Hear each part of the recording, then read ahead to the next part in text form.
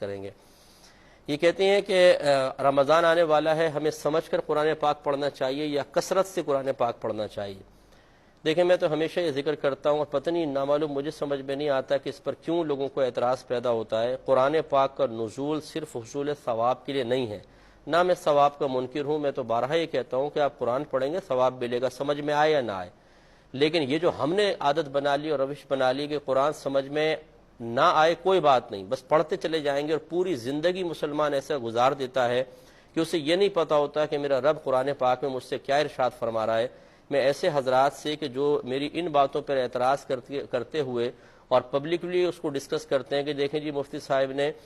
قرآن پاک پڑھنے سے منع کر رہے ہیں، حالانکہ چاہے سمجھ میں آئے نہ آئے ثواب تو ملے گا، تو میں نے کبھی انکار کیا ہے؟ لیکن میں آپ سے دائرہ ادب میں رہ کے پوچھتا ہوں کہ نزول قرآن کا یہ مقصد تھا کہ صرف عربی عبارت پڑھی جائے چاہے سمجھ میں آئے نہ آئے؟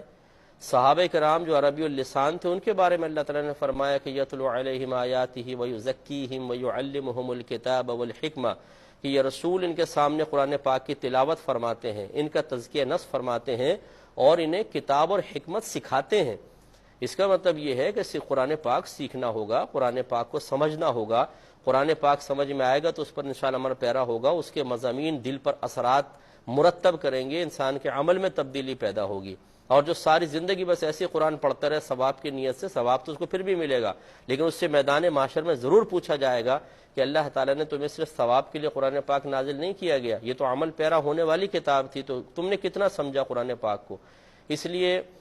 مطلب یہ کہ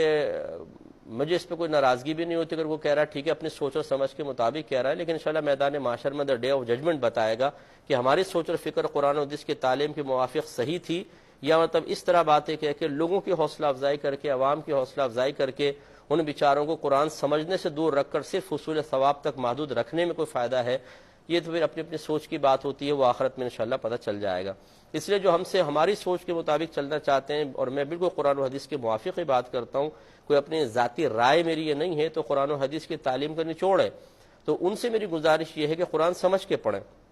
چاہے پورے رمضان ایک سپارہ پڑھیں، لیکن اچھی طرح سمجھ کے پڑھیں، ترجمے کے ساتھ، تفسیر کے ساتھ، یہ آپ کے لیے بہت بیسٹ ہوگا۔ ان سے کہیں زیادہ بہتر جو ساری زندگی قرآن پڑھتے رہیں لیکن سمجھ میں کچھ نہ آئے، ثواب انہیں ملے گا لیکن اس سے جو کم حق ہو قرآن پاک کا فائدہ تھا وہ کبھی حاصل نہیں ہوگا۔ جتنے ہماری یہ تقریریں ہم سن کے اپنے قلوب پر اثر محسوس کر کے عمل میں تبدیلی لانے کی کوشش کرتے ہیں، میں واللہ کہتا ہوں آپ قرآن پاک کو ترجمہ تفسیر سے پڑھیں، جو آپ کے قلب پر اثر قرآن کا ہوگا